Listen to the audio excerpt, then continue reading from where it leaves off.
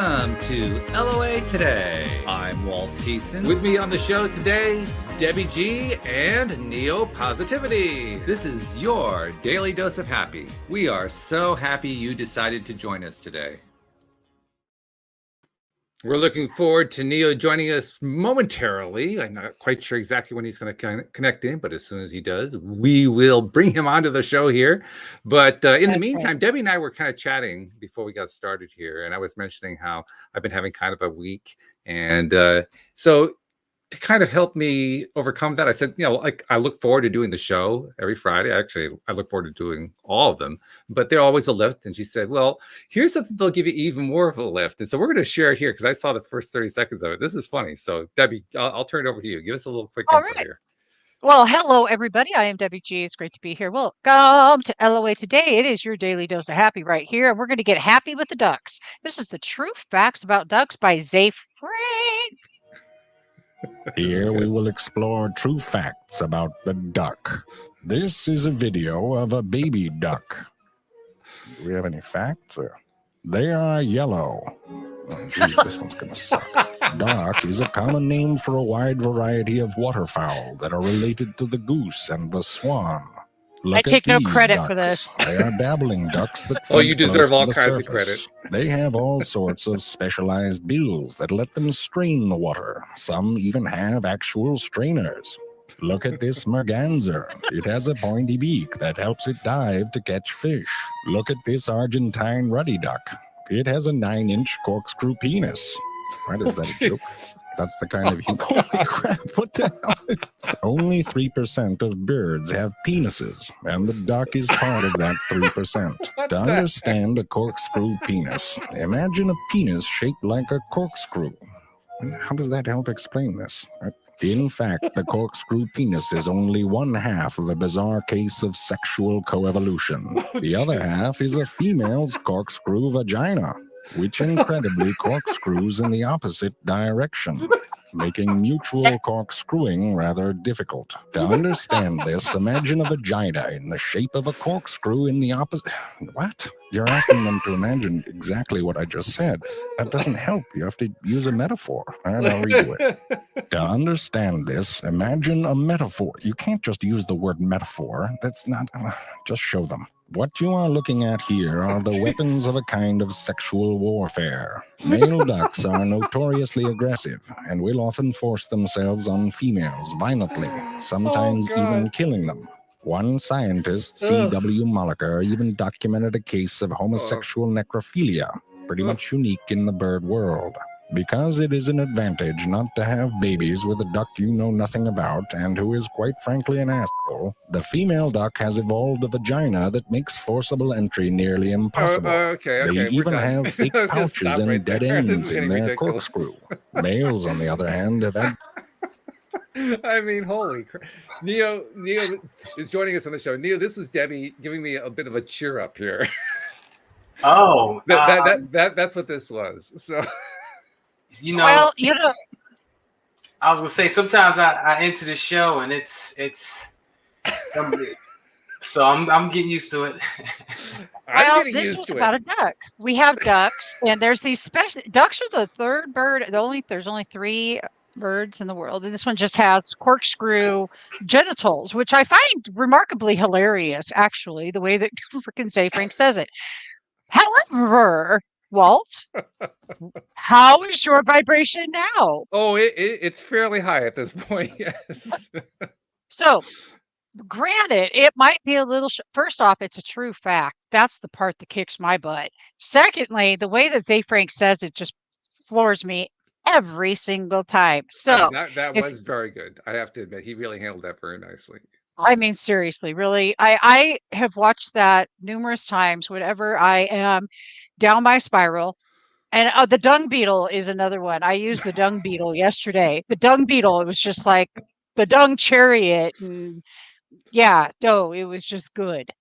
Good. If you're feeling low, find something that's just ridiculous, so ridiculous that it pulls you right out of the space that you were in, helping you to now see where you were was probably even more ridiculous than what you just watched. All about corkscrew penises and vaginas, and I don't even know. Hey, Neo. No, there's an entry. There's an entrance for you, Neil. I mean, what better introduction could you have than that? Let me ask you. Dung beetles and corkscrew penises. Is that what I heard? That's pretty much it. Yeah. I mean, it is called LOA today. It is. Your daily dose of happy.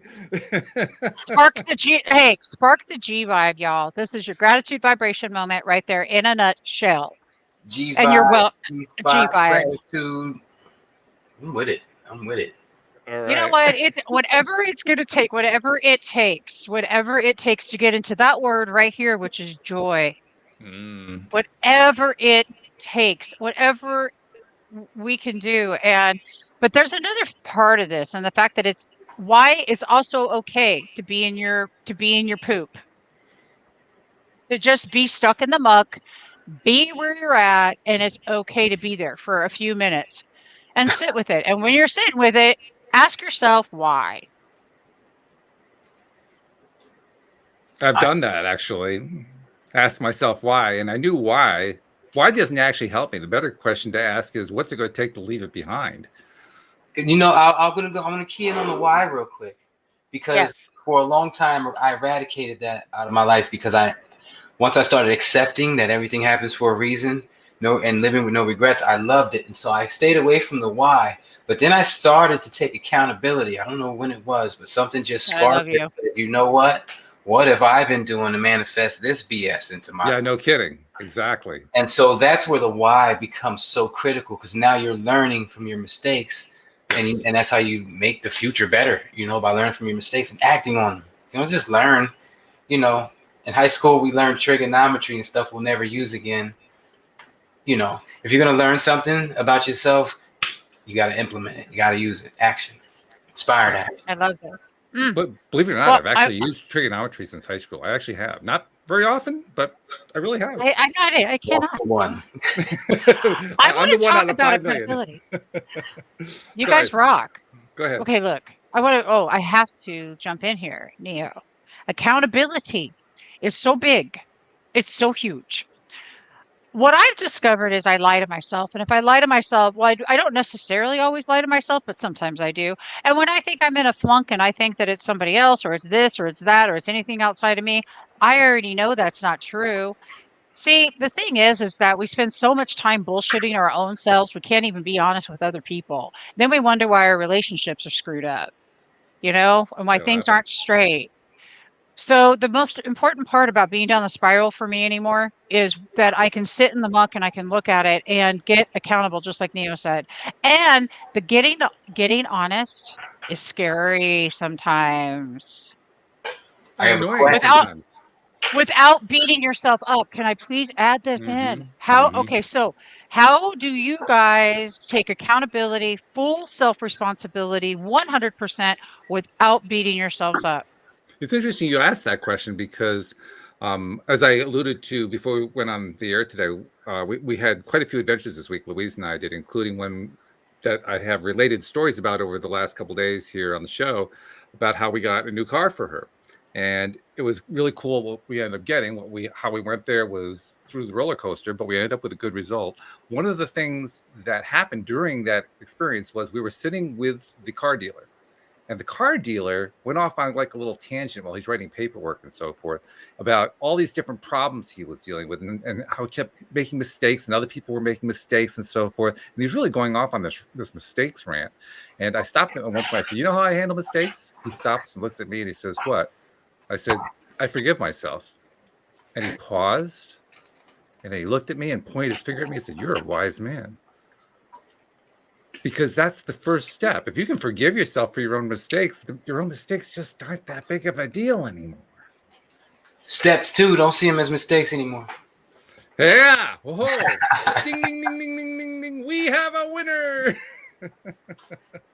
You know what? I want to bounce another question off you guys after I answer Debbie's question, which is basically for me. You guys know I use fear, and I am so obsessed with how tomorrow's going to work out, and the next day and the next day for me and mine's. And I know that my mentality is creating that. As soon as I go to a negative headspace, any scenarios pop up, it's like I'm autopiloted now to wake up and be like, whoa, whoa, whoa. want to spend time there. And so that's kind of how I stay out of funks. Any type of, oh, I made a mistake or I shouldn't have done that. It's all like, okay, it happened. It was meant to happen. Now add that with, just I'm good. I can't afford to spend a second in that negative headspace because it's going to do something to my tomorrow undesirable. That knot, I call it a knot in your chest. You lie to yourself, you feel it go down. You smile, you feel it go up. Use that as a gauge too. Use that if you make yourself through practice become sensitive to when it drops down. When it drops down, it will wake you up. And then you do what you want. Once you wake up, you pretty much do what you want after that. With your mind, I suggest you play a little bit of imagination, repetition. Keep seeing the same thing, and it'll come, no matter what. Yeah, that's really, really good.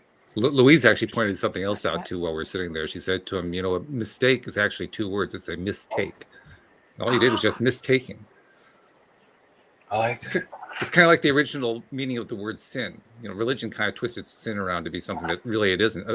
To sin is literally to miss the mark. That's the actual literal definition when you go back to the origins, the Greek origins or Latin or whatever it is. You just miss the mark. So if you're holding a bow and arrow and you're aiming at a bullseye and you miss the mark, what do? Do you basically confess? Do you express contrition, or you just pick up another arrow and fire? Or you quit. Or quit. Yeah, that's another option. But to me, if you just miss, it just means I just got to adjust my aim. That's all. And it's crazy. If we had bows and arrows or we were shooting guns, we wouldn't even think twice.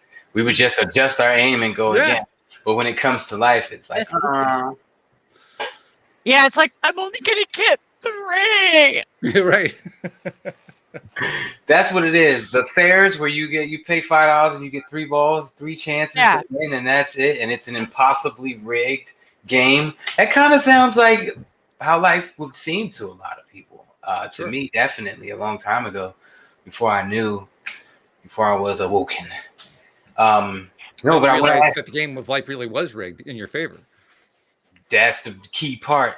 Now I want to ask you guys, especially Debbie, because this is probably the most opposite person of you that we're going to address.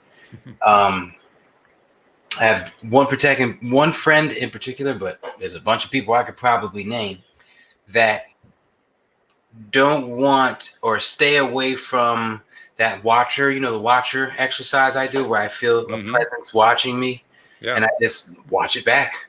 I call that a watcher exercise.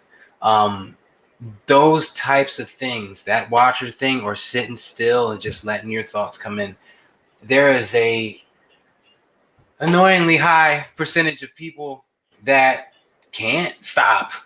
They don't want to stop. They don't want to be in that headspace. It makes them feel uncomfortable and weird. And to me, that's just sad. That's just sad because I know what those type of exercises can bring to someone. Those are the ones that I was using. Those are the ones I attribute retirement to, the watcher exercise and repetition. But it's like I know a bunch of people that won't go there. They just, if you ask them to, they won't do it. They'll be like if I go back to Jersey, hang out with some friends, I ask them to do some new mental exercises. They're like, not right now. We'll try it tomorrow. I just feel weird. And I'm like, what? Like, do you hear yourself? Like you're blocking, literally blocking. You guys get it. So how would you address someone, that you love and care about? Try to get them on a better path. Just open their mind a little bit. I understand that some people just aren't open to things and you can't force it on them. But at the same note, you love people. You want to help them out. That's just it. I mean, certainly I've had that same feeling. I know all of us have, where we want to help somebody. But to paraphrase the old thing about horses, you can lead a man to knowledge, but you can't make him think. You just can't do it. There's not a way to do it. So I like to just start with respecting where they're at. I don't have to like it, but I just kind of respect where they're at. And until they're willing to, in some way, own up, in some way accept, some degree of radical responsibility for their role in the thing, then I just, I give them love. Because until they're willing to open up in some way, there's not a whole lot I can do. So just love them for where they are right now. Figure, well, you know what? They've got some sort of reason for being there. They came into this life probably with some kind of a mission to do the thing that they're doing that we're looking at and saying, why are you doing that? But that's part of what they feel their mission in life is. So I'm just going to respect that. I don't have to like it, but I can certainly respect it. I love that. Okay, y'all. So first, I want to just appreciate both of you. Neo, I appreciate your compassionate heart, wanting more for people, and I love that. My question back is going to be, why is that necessary for you? What part of you are you not healing that you need to be doing if you're seeing it in others? Boom. First thing. Second thing is be the example, period. Yeah, which you are, by the way. That's it. There's not, when somebody, because my God, Neo, I just want to hug you. I want to love your compassionate heart right now. But what I'm going to encourage you to do, I love this. I mean, seriously, I want to hug you, Walt, I love for just sitting with it, sitting with it. Here it is. So in true compassionate communication and true empathetic being, a state of being, we're going to be curious what's real for these people. Every one of them. What must be real for them? How much compassion can I practice right now, just where they're at? You know, most people want to be loved and seen and heard. And when they're in their hurting, that's the time when you could actually show up and actively listen, reflect, and let that person be heard for a moment. Just even trying that. But our need to want to fix, our need to want to help, our need to want comes from a space of true love, but it also comes from an old pattern of codependent behavior. It also comes from our old patterning that we need to step in. We're fixers. This is what we do. We fix everything. What the hell? Especially men. So this is that time to step back and realize that within their divinity, as Walt said, we just respect where they're at. Then the next thing that comes up for me is, what do I see within them that I'm not willing to be honest with about within me? Is there a straggler or something? Good. I don't know. For me, it's always my shit. I promise you. It's always my shit. You know what's crazy? Totally. I've grown to welcome that because I just become so much Isn't that better. awesome? It's like once you find a flaw you didn't know and then you fix it and master it, you just made yourself better and you didn't even know that you had that in you.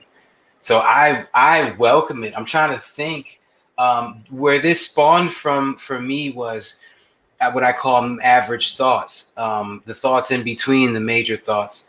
And my in between average thoughts are crazy positive.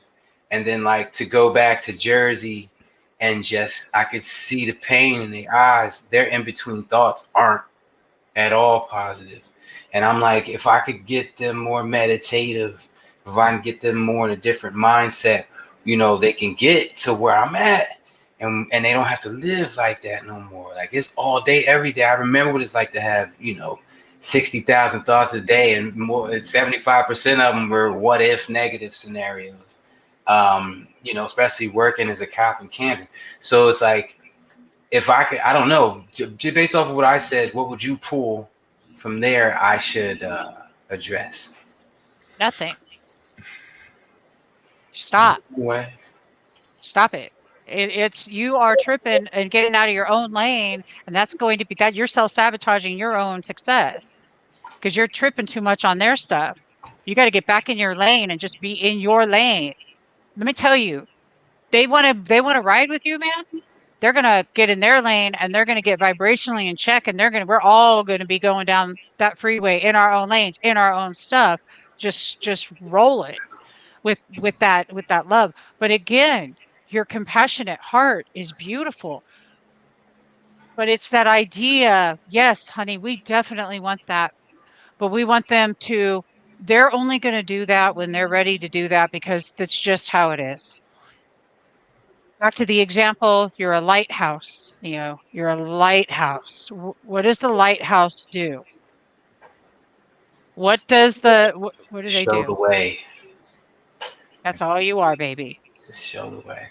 But you show the way by out of your actions, who you are being, not what's coming out of here. This, is full of shit. This is full of shit. All right? This talks smack. Our actions and our nonverbal communication, which is 80% of our behavior, you're a cop, you know this. That's where truth lies. So we just mimic and we just reflect and we just allow. But let's get real with the reasons that it's there and how that works for myself. Your love for other people is admirable, but self-destructive, if I will. So let me throw in another idea here too, along the lines of what you're talking about, but also kind of an expansion of it. If we look at the origins of the word compassion, the origins date back to Latin and means to suffer with. And certainly that's probably the most popular idea of what compassion is, but I would submit there's also another idea of compassion, and that is to simply exude love to somebody else. You don't have to feel the suffering that they're feeling in order to love them. And that's the kind of compassion that I always aim for. I'm never really interested in suffering with somebody, because what does that do? I mean, that brings them down, brings me down. Okay, here we are down in the depths. What do we do now? That doesn't really contribute anything, I don't think. But when we turn compassion into loving and make that the new compassion, that's a different vibe. That's a different feeling entirely. What do you think about empathy? Empathy, the ability to step into somebody else's shoes and actually be in their space for looking from their eyes out. Again, I think it comes down to being in empathy. Which way? Are you going to be in empathy so you can suffer the way they're suffering, or are you going to be in empathy so you can give them love? Because you can't really do both at the same time. You can't. What do you think, Neil? I mean, if I'm feeling empathetic and I'm feeling what someone's feeling, that kind of puts me in a negative headspace. Because that's what they're feeling. So I would not want to do that. But when Walt was talking earlier, I just pictured like a person, like for some reason, like a glowing neon green person, and a couple of chunks of them were missing. And those were like the positive parts in those aspects of that person because they were stressing about a couple things. And so those chunks were kind of blacked out and missing. And I came in, like Walt said, and shined a light of like love at those spots, completing, those chunks of them that were missing. So it was kind of like I was shining love, giving love, like he said, and it was filling in those loving parts that person needed, that person was feeling like they were lacking at that time. And so that love made us both whole. And it was like, it was cool. It's like, you hang out with your friend and when you're together, you guys are all laughs. And then, sometimes you go your separate ways and they might go back and say negative headspace. But while you were together, it was all laughs. They say that if you spend, what's the statistic? Like Harvard University, if you spend like one afternoon a week with someone you've known for 8 years or longer, you can add 5 years onto the end of your life. Yeah, I believe that. But well, considering I've known people since I was like 4 and 5, I'm rocking that. I'm going to be like 90. Hey, makes sense. That's why you're always glowing all over the screen. That's true. Look at this. Check this out. Neo, remember all past, present, and future is now. So because there's not a response instantly doesn't mean they won't remember in perfect divine timing. I totally love this because here's what I know is that you're planting seeds. And sometimes we just drop those seeds in and we're not the ones to come and then water them. We're not the ones to come in and then tend to them, but we are planting them. And I love that. And, with the human being, I'm wondering if we could all just slow down and remember curiosity first. What's real for them right now? Curiosity first. What must be real for them? 2, willingness to accept. Do you have the willingness to accept them right where they're at? Why do they need to change to suit me? For instance, me. Why do I need someone to be a certain way? Because it's more comfortable for me. That's why. And because maybe the way they're being isn't comfortable for me. So I want them to be more like me so I can be more comfortable. That's my truth. I just faced this recently, Neo. That's why I'm telling you. And while I actually had this happen in my own life where I had to look at what I thought, why do I think that somebody needs to be any different than they are when they're perfect the way they are? So my acceptance. Can I get into radical appreciation? Am I willing to appreciate, willing to understand, willing to acknowledge, willing to recognize them, willing to celebrate them, get into compersion with them, celebrate whatever small things. And I know both of you are compersion experts. The willingness to celebrate others and joys and elation and awesomeness in life. So those are the things that I look at, like when we're communicating, and this is all from Marshall Rosenberg, by the way, that I did not just create this, no original thought anyway, but it's still simply, it's just simple communication tweaks. That's all. And what I loved about Marshall's work is that he really brought a different way of us looking at each other versus just ourselves. That's really good. I love that. I love that. It's the path of least resistance in life. It's easy. That's one less problem I have to worry about. Yeah, right. I can leave all my strategies, everything in the dust, and just get back to where I want to be. And so I love that 100%. That's too easy. And I just go back again to what we were talking about before. The fact that if you're dealing with particularly a friend, someone you've known for a long time, and you decide that your compassion to them is going to be of the love variety rather than the suffer with variety, it's going to affect them. They may not show it, they may not display it immediately, but it's going to affect them in ways that even they don't even know about. That has been my ammunition thus far. Mind you, I've known these people since I was in middle school, but I didn't know about the secret until 2008. So since 2008, I've been affecting them in small little different ways. But they'll come around when it's time to come around. That'll be well. I will listen. We have 6 planets in retrograde. We are how much percentage of water? Almost 80%. The planets, the moon controls our ocean. We know that. So right now, at this very second, we have this great opportunity for anything that's hidden to be seen, for all of it to just be shining, so that we get to look at it and go, and this has to do with ourself reflection. What beautiful thing do I need to see about me that I can clear right now? What can I get rid of? What can I look at and say, actually, you don't get rid of it. You just shift it. You just look at it differently. Exactly. Yeah, that's a really key point. This is so awesome right now. Like we get to change whatever isn't working by the sheer neuroplasticity in our brain. And that's where your repetition comes in there, Neo. I need to get into this moon stuff. I've heard the moons are in line and retrograde. I've heard these phrases for years and years and years. And I'm like, you know what? Bump that. I attract what I attract. Ain't got nothing to do with no moon. But when you just said what you said about water and our body being 80%, plus of water and how the moon affects the water, I'm like, wait a minute. Let me find out. I've been missing out. I need to get. I need to get my study up. You got. Well, I'm gonna excite you now because we have a lunar astrologer, Claudia, who wants to come on here. So Walt, she'll be booking soon. And you know what, Neil, you can ask her all kinds of radical questions. Here's what's cool about the moon. The moon is our subconscious. The moon is who we are, as Claudia says, behind the closed doors. And I dig it. And I love that. And I love it. Sandra says, none of us are here to convince. We are here to cultivate. Oh, holy hell. Let's bring that up.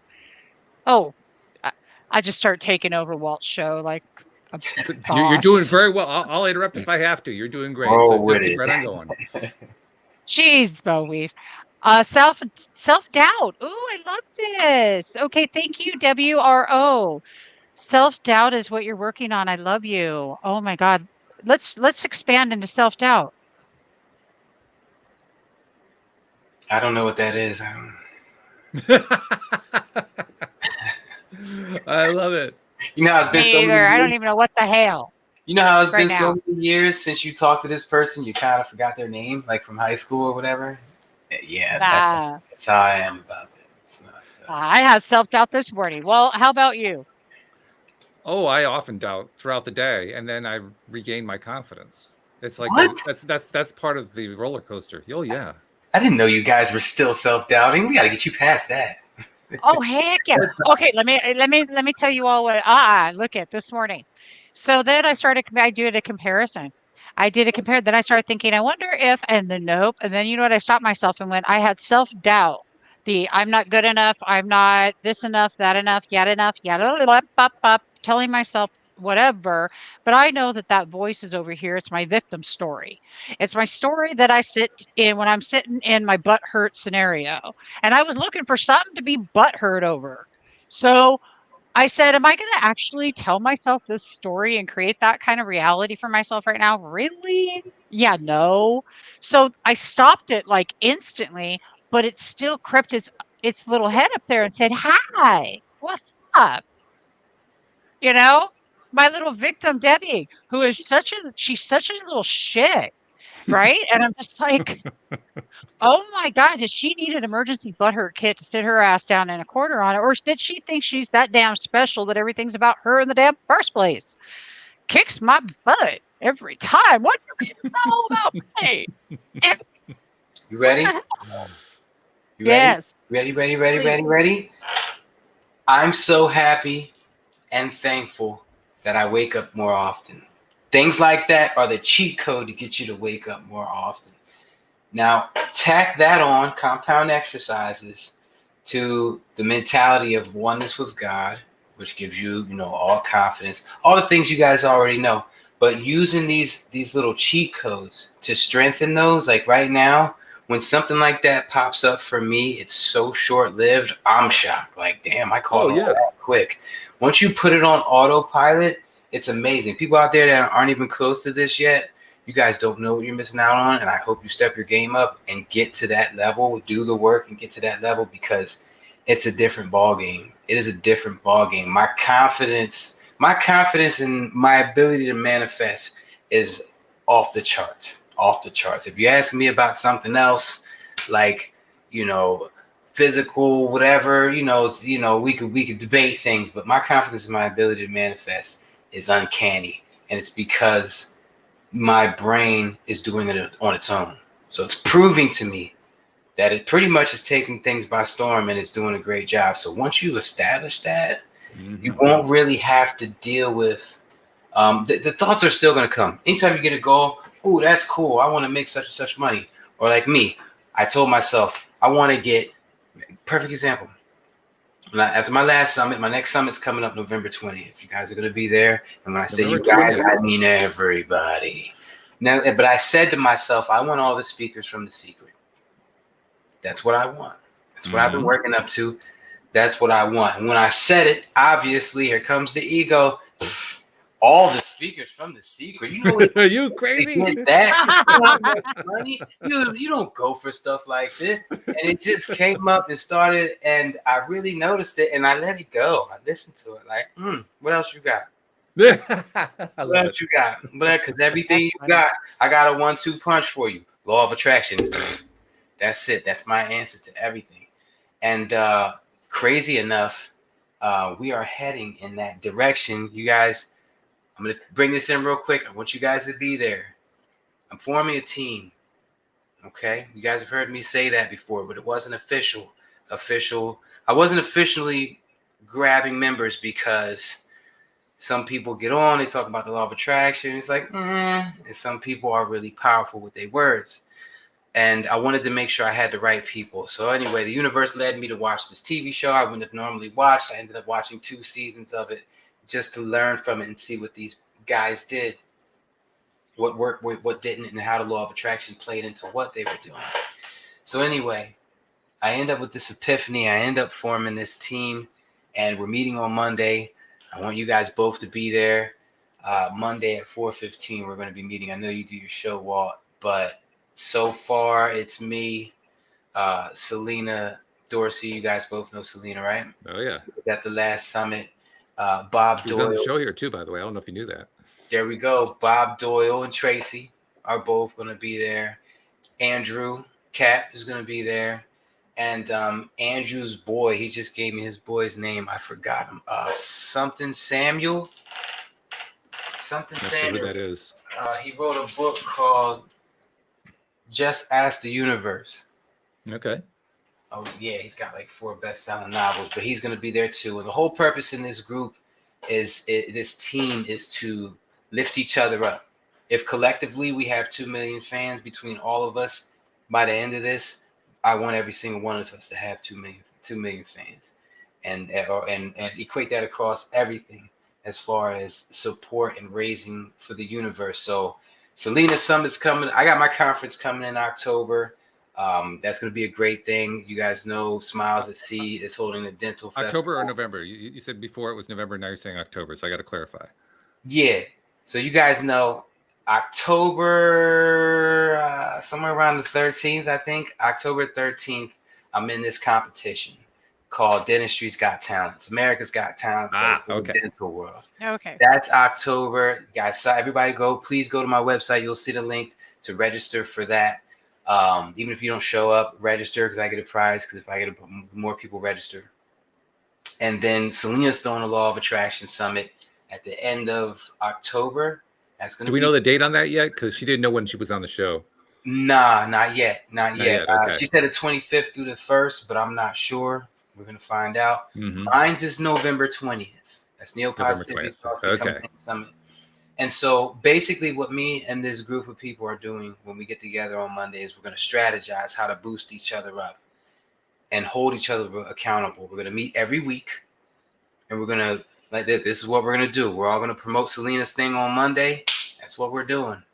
And we're getting on each other's Facebooks. We're commenting, all this stuff, so people see, all right, Walt post a post, Debbie, Neo, Bob Doyle, Tracy, Selena, the guy Samuels, they're all commenting on it like that. We're going to be supporting each other like that. And everybody's got virtual assistants. So we're getting them involved too. So it's just going to be a crazy collaboration to reach as many minds as possible. I want to go to this dental festival with a team. I was going to go in there by myself, like, blah, blah, blah, like I've been doing. But I'm like, nah, you know what? I need to attack this from multiple angles, and when I come, I want to really smack him in the face. I want to hit him hard with it. I'm not just and so I want you guys to be there Monday to collaborate, to get on the same page, and so we can all form this little Voltron crew and just make it happen. Just support each other and make sure everyone's people knows who everyone is. Well, I thank you for the invitation. Like you said, I have a show that I'm doing that hour, but I'll be there in spirit. I can tell you that for sure. Debbie, what about you? Well, it's quite possible. Hit me up. I don't know what I'm doing on Monday, but it sounds like a hell of a lot of fun. I'm all about collaboration.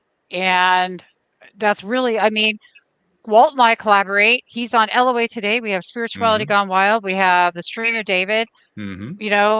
Thai boot camp, like we're all like always collaborating, and there's a lot more than that actually. And so collaboration is key, networking is key, and I love that you're even bringing that up because it's beautiful, and I love to network. So I want to go back really quick to Sandra, and self-doubt is the casual body of an old template that causes an effect, usually from youth. So change the cause and create a new template effect. You're rewriting your cause and effect, Neo. That's cool. Thank you. I like that.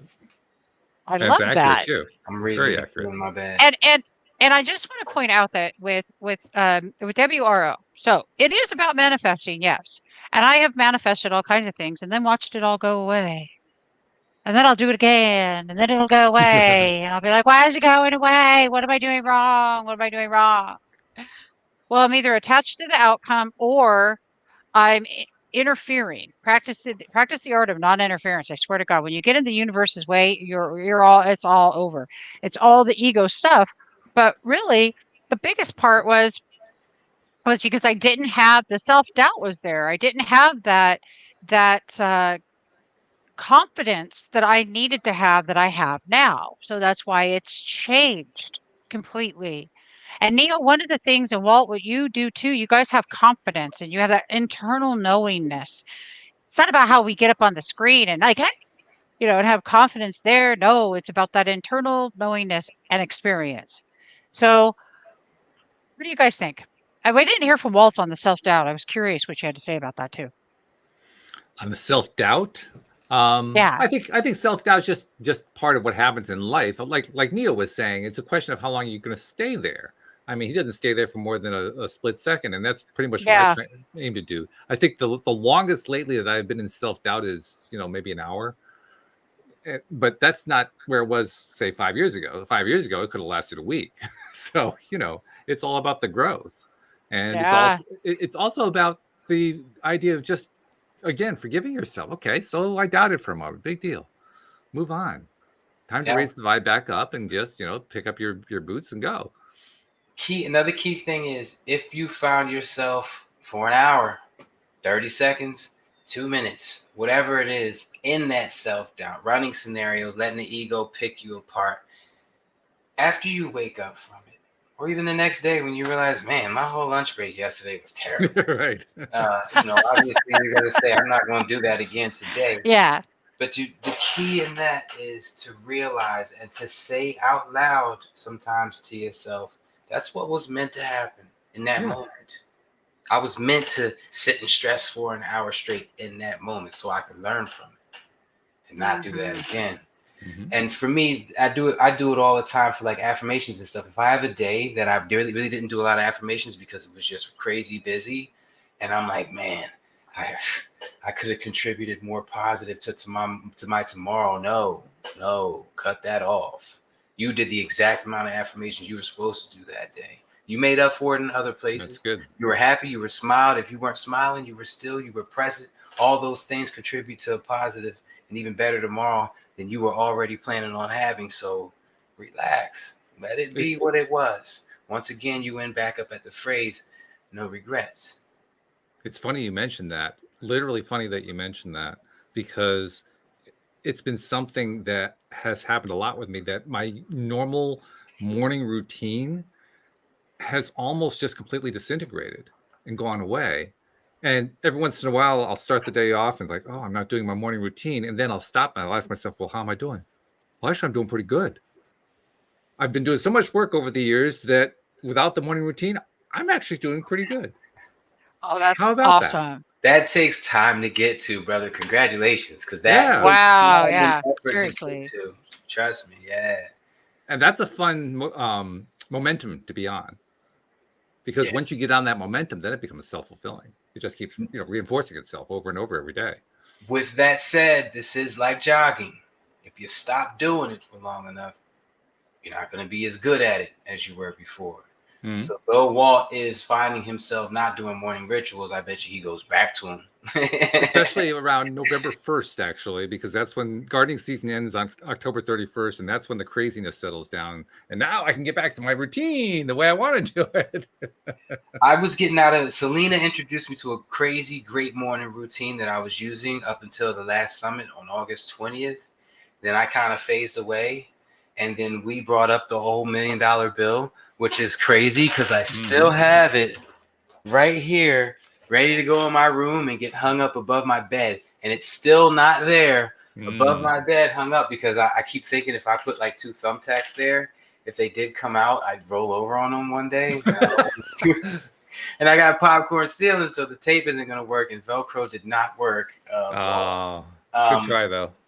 So it still isn't up, but every day since we talked about that, when I wake up, the first thing I do is I take deeper breaths. Like I'm going to take really deep breaths and just relax. I smile, which is Selena's thing. Smile, big cheesy smile. And I think $1 million, and I don't really picture the $1 million bill on the ceiling because the $1 million bill is not a real thing. But I picture it enough to where it reminds me to say it. And I just say $1 million. And I just say that 10 times. Which is vibrationally equivalent. I have none of that. I'm just saying $1 million with a smile on my face. Yeah. And that's how I'm starting off every day. Let me tell you something. I done had a couple $1 million days, not real $1 million, but $1 million energy days. Yeah, the real ones are coming. Which are shifting. Yeah, it's just a shift. It's just a shift, like it is from thought to paper with a pencil. Hey, when Debbie brought up all the planets in retrograde, it cued something in my mind because she also brought up her friend coming onto the show, Claudia, I think her name is, which is going to be great. I'm looking forward to that. But it also reminded me, I had somebody else on the show that Cindy and Jackie recommended, and I had to go look it up. I couldn't remember what the date was, but it was August 18th, and her name is Jeanette Dalglish or Daglish, and she is from Down Under, and she basically talked about how her birth sign, her astrology, is loaded with retrograde, and she used to get really frustrated about that until she finally decided to start thinking about it differently. So now she's actually somebody who teaches the good side of Mercury retrograde. I love that. That's what that episode was about. So yeah, I commend that thought to you as well. Even if the planets aren't lining up the way you want them to, so what? You can find a good side to them. It's just a question of finding what it is. Gotta practice. Will you send that to me? Linings. Yeah, sure. I want that copy of that. That sounds really cool. I'll put it into the chat here. Well, one of the coolest things about understanding, I like the moon astrology because it just simply allows just exactly that. How do I make this work for me? Do you guys know that everything that we've ever perceived as negative can be turned around? Like, let's say that you got some things you do and you know that habit is not serving you. You can turn it around into something that does serve you. Let's say that you're a manipulative human and you're like, I really don't want to be that. How can you take and turn that around to work in your favor? Can you possibly help run an organization? Can you take because what you're wanting is to be seen in a space of leadership, right? Or in a space where you're honored as being a leader. So, or that the way that we can shift however anything's coming up in our life. If you I want to be heard and I want to be seen. How can you do it productively instead of self-sabotaging? Because all the stuff we feel is great. Our neuroplasticity in our brain is just simply stuck where it's at because it's just stuck. Do you all realize, like, when we started creating our belief systems, we were infants from all these different people, and the stream says people love babies, and the babies because they're the purest form of energy, and it attracts all these humans to it, so it can start downloading how to be human, downloading how to be human, downloading to be human. We start off with not all those thoughts being ours. It's just part of our experience. And I always think about it like, well, when this trauma occurred, and if I'm still reacting when this trauma occurred, I'm reacting like a 5-year-old right now, which is probably true in my case. No shit. If I'm not playing like throw a tantrum kind of thing. I used to throw downright fits when I did not get my way. And I remember my grandmother telling me when I was 3 that I would lay in the floorboard of her car. She drove a Volkswagen Bug, and I'd throw a fit till I saw the McDonald's arches, and then I'd go, "Oh, grandma, it's a McDonald's. I want to have a go for my Coke." She'd go, "No, you aren't being good." She'd go, I tell her, "Yes, I am." She'd go, "When?" And I'd say, "Right now." And I think I carried that through a lot of my adulthood, where I reacted based upon where my neuroplasticity began these belief systems. So the reason it's so important, like Neo says, your thoughts, get them in check and start doing this work, is because you can change the neuroplasticity of your brain. Scientifically proven. You can go look it all up. But everything we talk about on here is actually scientific in nature. If you just really, and so, yeah. But can ever act like a 5-year-old? Well, I'll comment on that in a moment, because there's actually a thought that comes along with that. But I want to go back to something else that you were talking about, which, and of course, it's flying out of my mind. So I guess that means I have to go back to what you were just saying. So acting like the 5-year-old, probably the best way you can learn. Oh, I know what the other one was. I'll get there in a moment. Probably the best way I know of to act like a 5-year-old is to interact with a 5-year-old. And it especially is valuable to interact with a 5-year-old who's doing what you used to do when you were 3 years old, Debbie, having a tantrum, having a fit, having a nutty of some kind. Louise is like the absolute pinnacle of how you do this. So I'm going to use her as an example because it happens so often, like when we're in the grocery store or something like that. We're in the checkout line, and there's the kid with the mom, at the register, and the mom is frantically trying to deal with the register and the coupons and the kid and all this other stuff. The kids go, ah! And Louise will just look at the kid. And I'm telling you, it is almost never more than 2 seconds before that kid whips his or her head around to look at Louise. Doesn't even matter if the kid's looking off 180 degrees in the opposite direction. It's like you were talking about the watcher. The watcher is there, and they feel the watcher. They have to see what it is, and they turn around and they see her looking at him or looking at her, and Louise has got this big smile on her face, and the whole visage changes. And that little kid who was just screaming a minute ago, because somebody is seeing them. Somebody is knowing who they are right now and just accepting them the way they are, just by looking. So if you want to know how to be a 5-year-old, how to be a 3-year-old, look at a 3-year-old. And you'll learn instantly because it's just so easy at that point. And you can break your pattern. Exactly. By the simplest thing of a smile. Woo! Yeah. By the way, it's fun to watch too. Oh my God. Yeah, right? Neo has a 3-year-old. And almost always there's the mom turning around saying, looking at the kid like, what happened? And then looking at Louise and saying, thank you. So you get the added benefit. I want to put you guys on to something about repetition. A long time ago, I came up with an idea. If you look right here, it's a box of poker chips. I mean, just casino chips. Taj Mahal, Harrah's, Tropicana. Anyway, you know how I put like a stone or something in my pocket every time I feel it? I do an affirmation. Well, I kept losing certain things. Not a lot, but a couple things I lost, and it really made me mad. I don't like losing things. I like to know where everything is. So I said to myself, if I get something that's worth money, I'm guaranteed not to lose it. There you go. So I got a next time I was in Atlantic City, I got a poker chip, and that was it. That was born. And then I started collecting them every time I went. So I was in.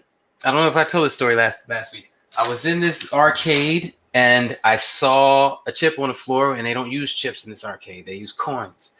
And when I picked it up, it was this little advertisement. And I said to myself, for this lady's, I guess, dance studio. And I was like, that's genius. Something I could put in my pocket. It's thin, it's small, it's kind of weird. I feel it. What's that? Oh, that's my reminder to do my affirmation. So from that, we have here. There we go. It says, remember, thoughts become things. Stay focused.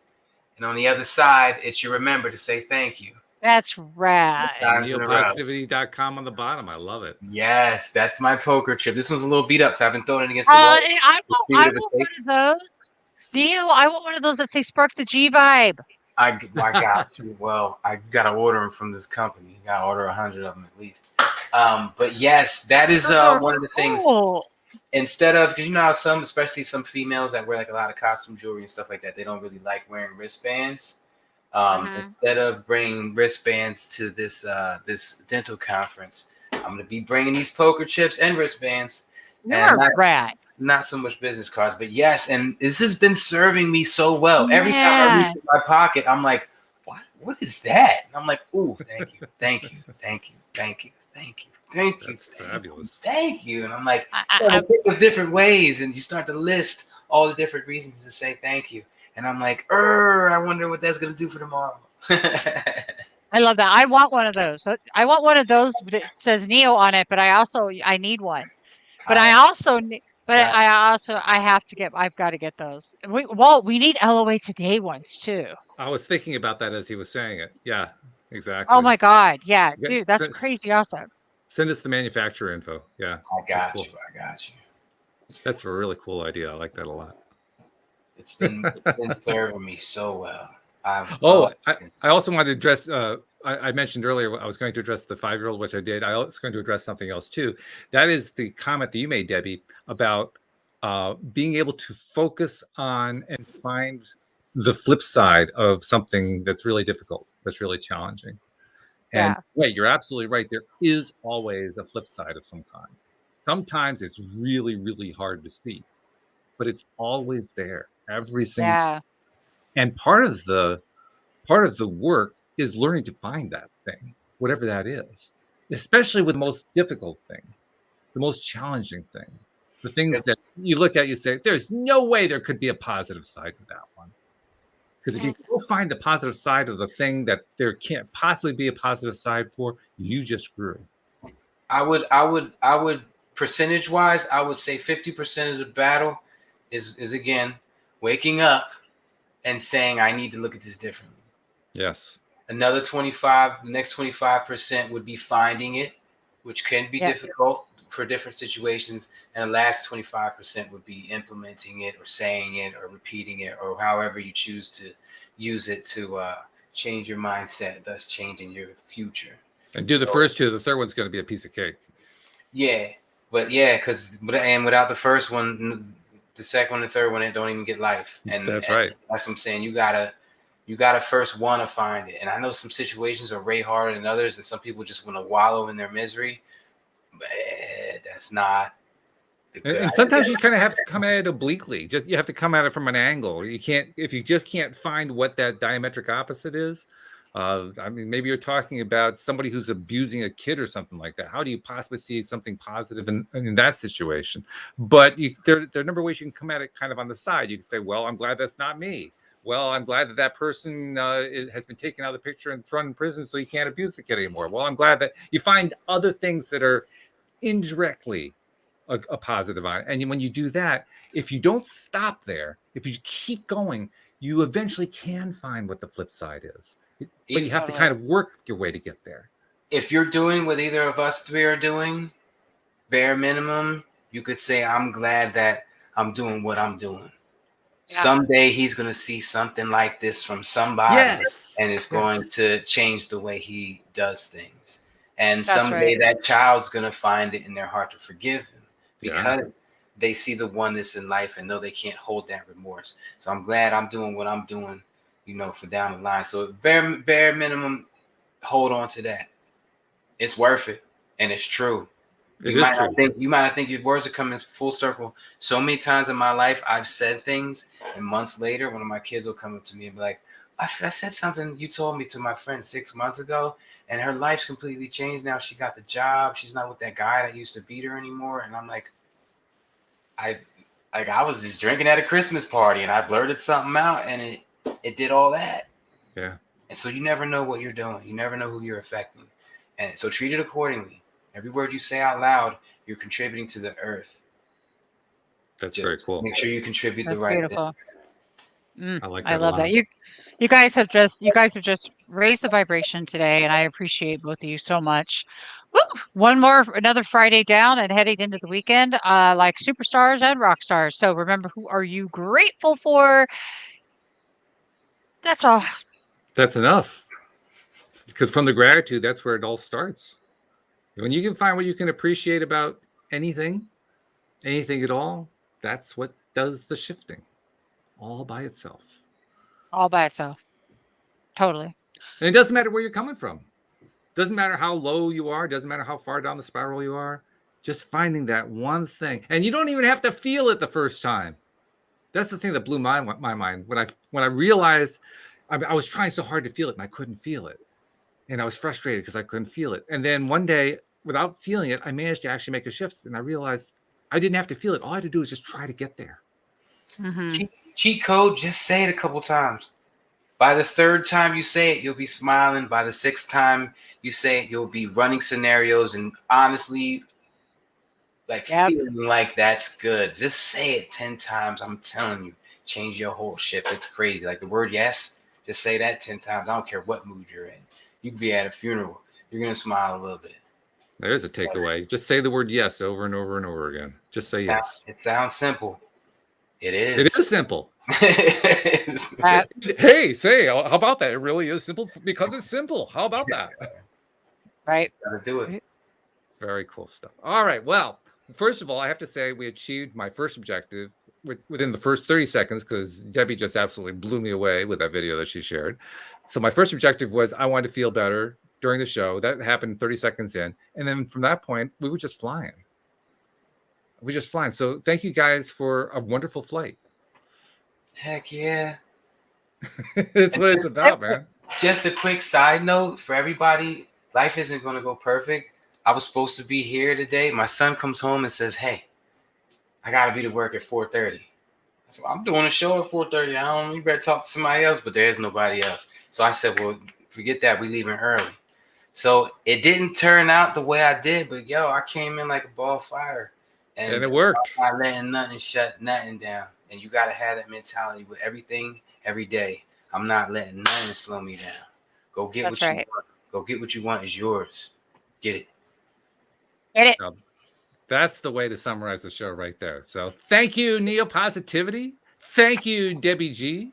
Thank you, live streamers. And especially thank you, podcast listeners everywhere. We'll see you all next time here on LOA Today. Goodbye, everybody.